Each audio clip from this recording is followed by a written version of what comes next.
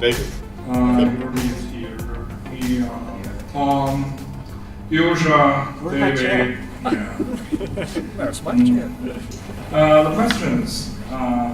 First, to achieve goals, you must represent the causal relations. What do you think about that? And you don't really understand anything if you only understand it in one way. And what do you think about that statement? And also, understanding is required for achieving goals accurately and reliably. One does not really understand a piece of art. One enjoys it.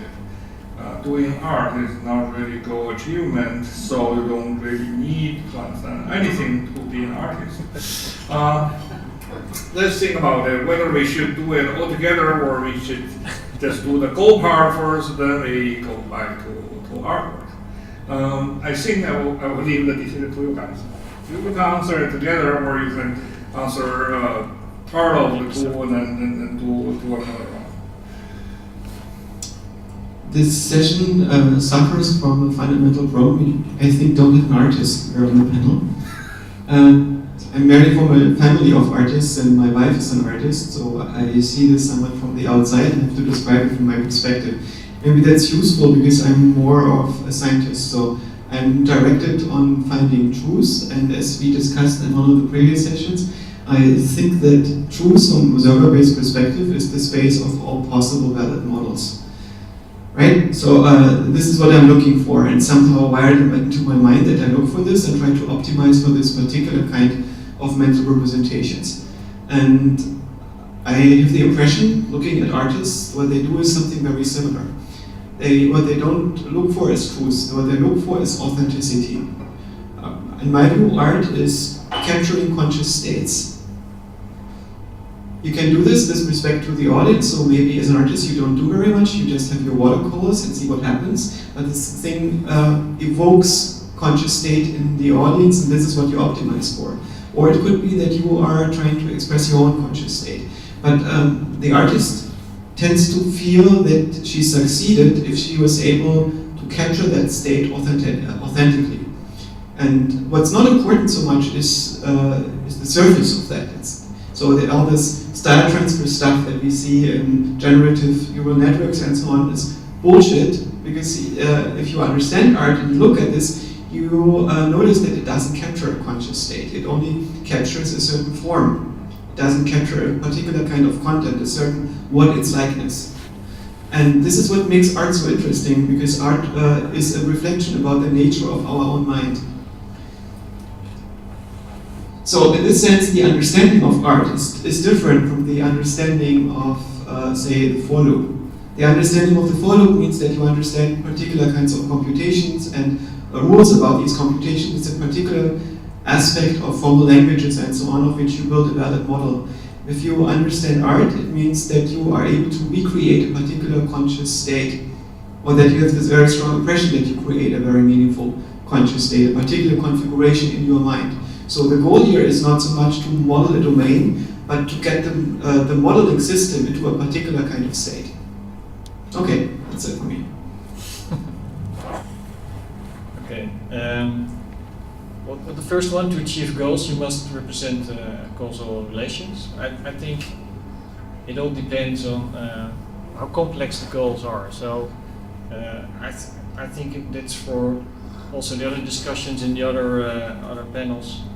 The more complex it becomes, I think the more helpful it is to have a better understanding and to achieve certain goals. And the reason why you need to have a better understanding is because that is a reason, usually more efficient way to do it. So, in fact, a lot of things can be done without understanding, but the more you understand it, the more, in fact, cost-effectively you can achieve the goals. Particularly in the domains in which you have very complex environments and very dynamic environments and very complex systems, the more understanding you need to be able to solve cost effectively trying to reach your goals.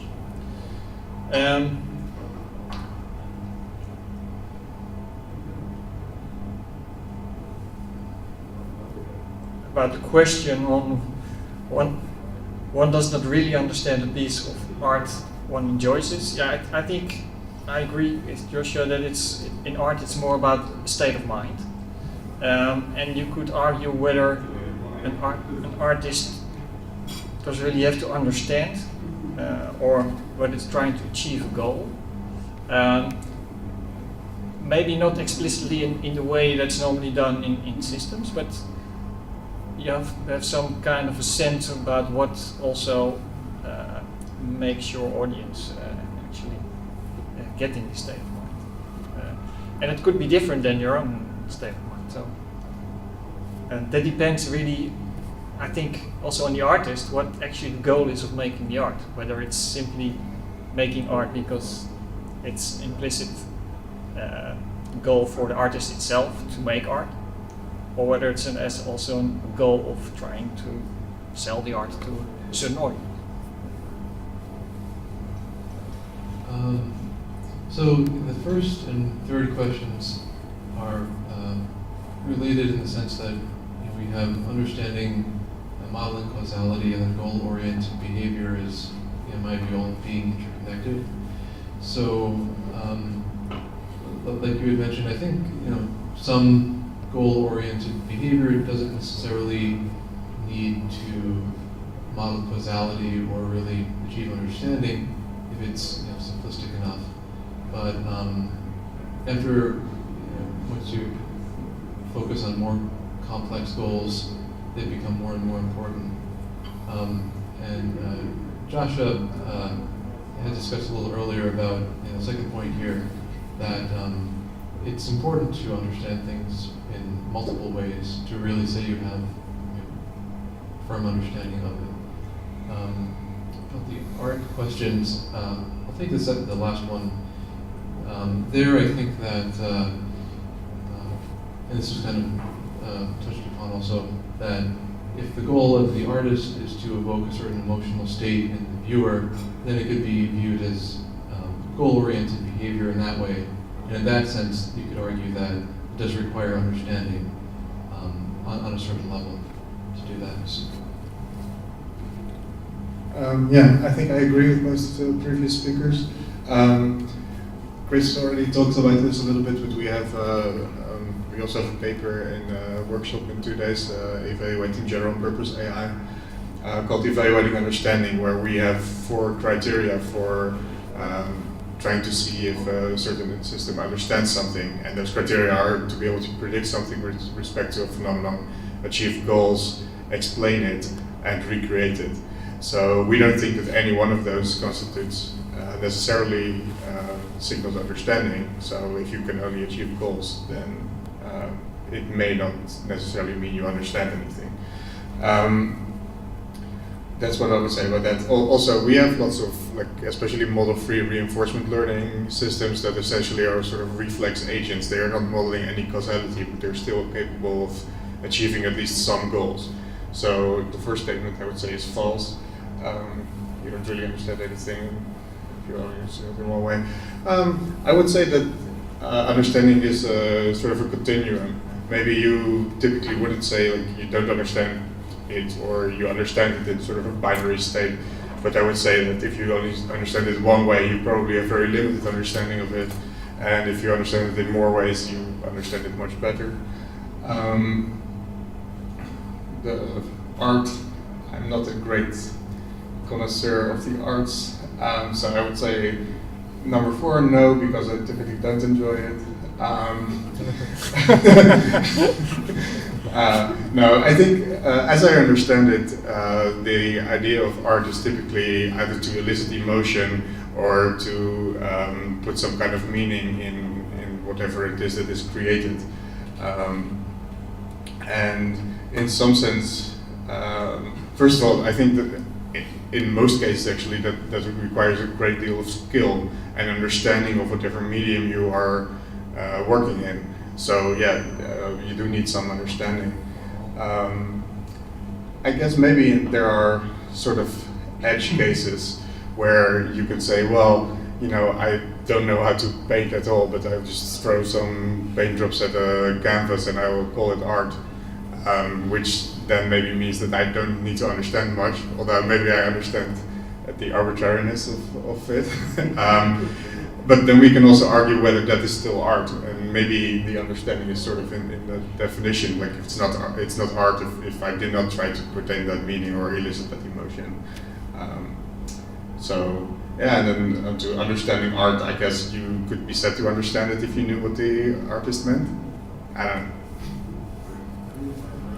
You know, what interests me most about art in relation to AGI, I guess, first of all, is what kind of art will AGIs create just for their own purposes? If you have a community of AGIs, will they create art and share it among themselves? And what role might the creation of art and appreciation of art by AGIs have in their ability to do other things? Like if you had an AGI that's like an artificial scientist or something, would viewing or creating art help its creativity by sort of giving it a way for it to juxtapose things in ways that hadn't occurred in real life, but might in future occur, or something like that? I mean, of course, there's a lot of thinking about why humans like art, or create art, or appreciate art.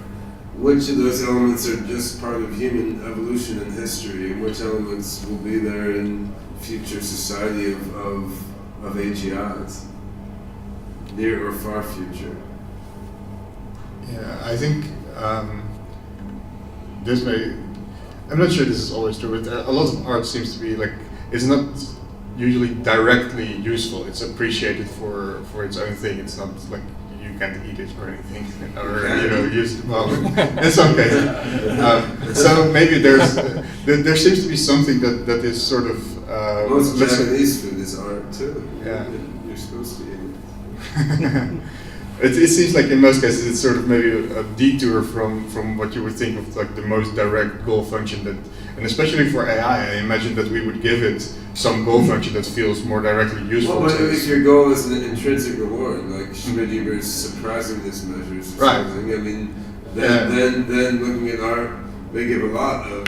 It may be designed specifically to feed those intrinsic reward functions. Right? I actually agree. I was sort of trying to get to that, but so then I would imagine that whatever art they would make or enjoy is sort of a side effect of whatever that main goal function would be. Which, like you said, if there's some intrinsic drive that. I guess I'm not such a fan of utility maximization as the explanation of everything. So if you think of there as being self-organization going on as well as utility maximization, I mean, perhaps art sometimes just comes out of spontaneous, like, self-organized activity emerging in the system coupled with the world or something. I think you're pointing out the problem. I think art is a defective mode, quite obviously.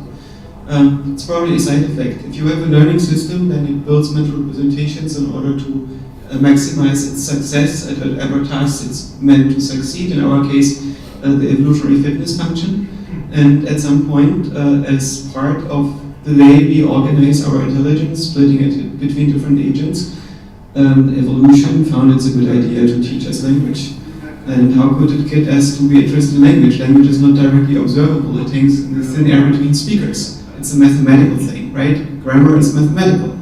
And how could you get organisms interested in mathematics? You needed to give them some intrinsic reward for discovering compositional structure. And once they had this, they became open to parasites, to the parasitic mode of getting enamored with the content of the mental representation for its own sake. You should not be interested in the content of the mental representation intrinsically. You should only be interested in its utility. And most people get that right, more or less. But the artist is on the extreme end. That is the person that if you leave them alone, if they give them a choice, they stop growing potatoes. They just sit there in the corner, close their eyes and focus on their mental representations because they're so amazing and important and meaningful, and they want to express them and affect others with them. A musician is a person that is addicted to making complicated noises and tries to spread this addiction. This is what art actually is. So with respect to AGI, I think the AGI will figure this out. Well, but don't you think that making complicated patterns helps to implant new concepts in your mind and then helps you just discover new things? Like it's an engine for your creativity? Yeah, but only in as much as it does this, should you be doing it. But artists are clearly not like this. Artists do art because they want to do art. You know, you find these musicians that complain about society, that it doesn't pay them to do their advanced music. Instead, society only wants them to pay them for doing stuff that lets people socialize better or sell stuff better, right? But that is actually the point. The artist is the person that is addicted to making complicated noises, and seriously, they go to society, I have this addiction to making complicated noises, could you please pay me for it? And society says, what? Why? And the artist says, because it's intrinsically meaningful, right? And I am like this, so it was very hard for me to understand this, to unsee my need for making these complicated noises or complicated drawings. You need to become a Platonist, Joscha. I cured myself from being a Platonist. I think the question is indeed from an evolutionary perspective where art comes from. Whether that is more because that helps in the, is it product from simply entities being intelligent, and is it something which helps them to be more better in problem solving or in generating their ideas? Or has it more to do with the social bonding? I mean, that's completely different and depends, in my opinion, on which of those two actually is the reason why art or the idea that we want to make art is being developed.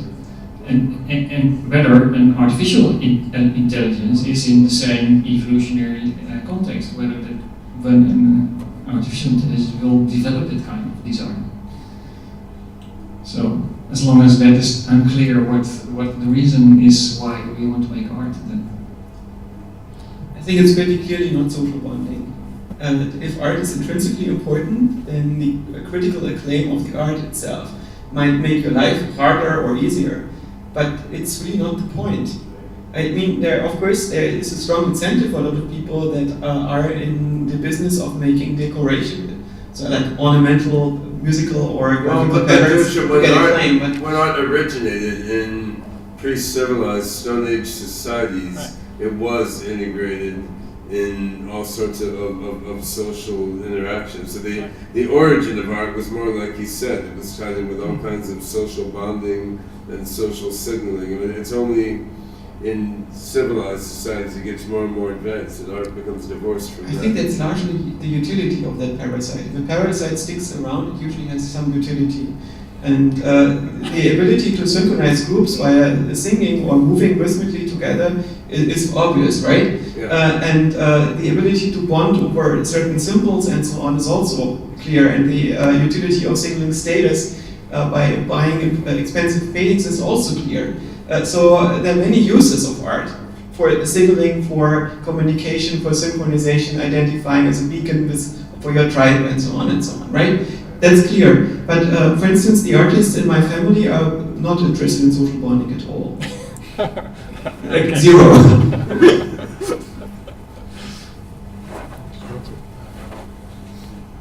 Yeah, I just wanted to conclude. I think an AI will appreciate anything that is encoded in its utility function, because I do kind of buy into that whole mode of thinking about AI. And I would think that if we make AI, probably we will try to make it do something useful, but there may indeed be things that the AI believes as maybe sort of a sub-goal of whatever it is trying to achieve that is, maybe suboptimal, or there is indeed some intrinsic motivation. And there may then be things that this utility function responds to, which we might consider art and an aesthetic sort of appreciation of that. Question? Yeah, I have a question within a question for some of these questions. So the first one, enjoyment is a feeling or emotion. is an emotion a kind of understanding? The first one. And in the first question, the word causal.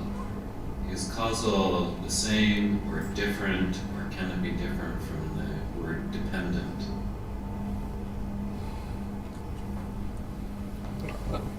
You want to go? I will say each of the questions should be enough for another workshop. But still, yeah, since you asked. So let's start with the second one. If you look at the universe that in full, or any universe in full, for instance, if you create a universe in your computer, you have some kind of state vector and a function that lets it evolve. And this is not a causal model because it's not contingent on interaction with something. But when you are modeling a part of such a system, because you're, for instance, an observer and you only have access to a few of the bits of that system, you need to take this system apart into subsystems. And these subsystems interact with each other, and this interaction means that there are now conditional changes in these different systems depending on what the other systems do to them. And as soon as you have a description where a system changes conditionally on the interaction with another system, you have a causal model. Causal model basically means if system A does something via the interface to system B, then system B evolves in a way that is different than it would have evolved otherwise. This is roughly what we mean by causality. There are some more fine-grained things about this, but it's a rough approximation of what a causal model is. So I think in this sense, causality can be understood. If you talk about emotion to get to this first part of the question, I think an emotion is a configuration in the space of cognitive modes. There are some modulators in our cognition that adapt our cognition to certain environmental circumstances, for instance, arousal, and which controls the speed and readiness of processing at the expense of detail. That there's focus, which can be narrow and wide, or directed inwardly towards cognition, or outwardly towards perception. And there's valence, which is something like the aggregate of your pleasure and pain. And all these things together put you into a particular space of configurations. And certain areas in that space is what we call emotions. So an emotion is a valence reaction to a situation. You react to a situation by changing your configuration in that space. The configuration as a cognitive system. You become a slightly different cognitive system. This becoming somebody different who reacts to the world in a different way, perceives the world in a different way, perceives itself in a different way. This is what makes emotion so fundamental for us, because it underlies our cognition. And AI doesn't necessarily need to have that, because you could just scale the thing so it captures the whole space without modulation. Modulation is a configuration change. You could also have a system that doesn't undergo these modulations. You could also basically turn off your own emotion by meditating, sitting serenely under the Bodhi tree and taking everything in a state of complete equanimity. It could still function. Maybe you could not function optimally if you also need to run from the tiger, but you can do cognition in that state, right? You can just not optimize it for different situations. So is it a form of understanding or not? It's a form of understanding if the configuration change means that you react in the way as you were intended to. It helps you to parse a particular kind of artistic experience, if you want to see this in the context of art. So the emotion itself is not necessarily an understanding, but it's a valence reaction. And if the content of an artistic experience means that you have to get into a particular kind of emotional state, then this is important. So if a piece of music is meant to make you sad, and you become sad, this means that you understand this particular part of the piece of music, right? So in this sense it is. But there's more to understand, and most of the art is not really to be understood in terms of emotion. So when you listen to a fugue, for instance, you're looking at geometry that's generated. Can I ask something to Joscha? If you know that this piece of music is supposed to make me sad, but I don't feel sad, do I not understand it? I think that's an academic question, because it's a question about how you are using the terms. So I would say I'm not understanding it. I think I can understand what this kind of music is supposed to do, because I can observe other people. But so, for instance, When I was young, I didn't understand techno music. I tried to understand it, but my brain refused to go into trance. And I understood what it was supposed to do, but I didn't understand it. I really tried very hard, but I could not emulate that state. My brain could not parse the music. Yeah, about the causal question, I agree with Joshua, but on the enjoyment and the emotion, I think emotions are indeed not understanding, but you have two things. One is that indeed understanding or deep understanding can create an emotion. And also there is something as understanding your emotions. Like for example Spinoza is very good at explaining. So it is, emotions are also from, I think from my perspective, from a large part heritage from an evolutionary process, and it's the first layer, and on top of that we have extra layers, and from these extra layers we can understand our emotions, and we can understand how our emotions drive us, what the difference is then between an evolutionary goal and an ethical goal. So from the understanding of our emotions we can really understand the difference between those, and the emotions drive us more in an evolutionary goal than in an ethical goal. From understanding that, we can become more ethical. Let me just get back to this one, because I just stumbled onto something cool. Many of you will know Mary the neuroscientist, this, what Mary didn't know. For those of you who don't, it's a famous philosophical thought experiment about a neuroscientist who is colorblind, is in a black and white world only, that doesn't have any experience of color. And Mary learns everything that is there to know about color perception. So she disassembles brains and studies all the pathways down to the connectome, and reads all the psychophysical literature and so on. So she knows everything there is. Basically, she's an AI scientist that understands what the brain is doing to generate the experience of red. Yet she doesn't know what it's like to see red. So what's the difference between that? What is it that Mary doesn't know? And it's in some quarters used as an argument against AI, which I don't think is interesting. But the interesting thing is, what is the difference here? Because there's obviously a difference. And this is the same difference, I think, between understanding the nature of a thing, making a model of that, which is exactly what you pointed to in the question to me just now, and understanding art in the sense that you can appreciate and parse it properly. One means you have an appropriate model of the domain that explains how this phenomenon comes into being, and you can understand, for instance, what it's like to be a bat from that perspective. But this other thing is, can you modulate your own brain into that particular state, so you can emulate the state of the modeling system? And this requires that you have particular hardware, a particular cognitive system that is able to emulate a particular state in which you are, in which you reflect on being in that state.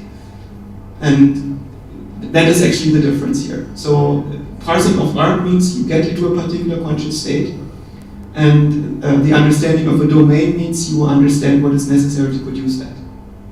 In this sense, it's not the same. So you don't need to have this model to appreciate the art. If you can train your brain with this, for instance, we create an emotional state without knowing what emotions are.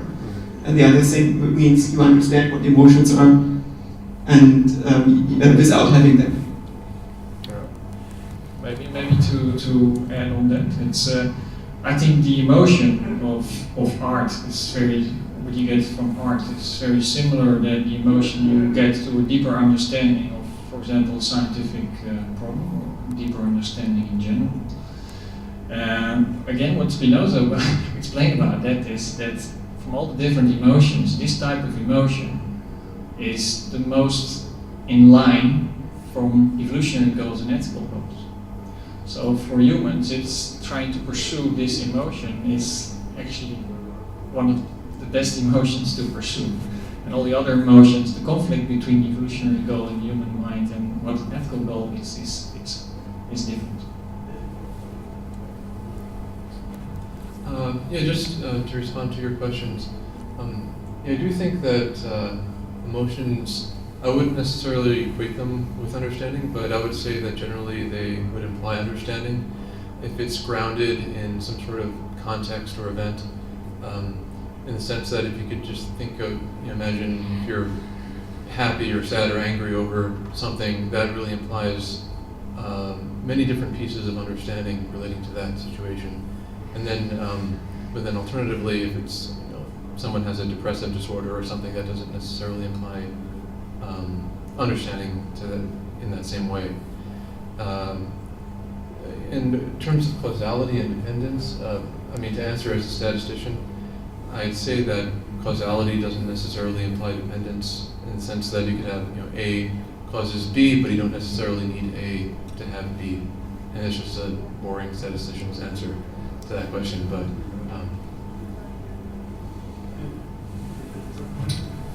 I'm afraid that this is time to say so.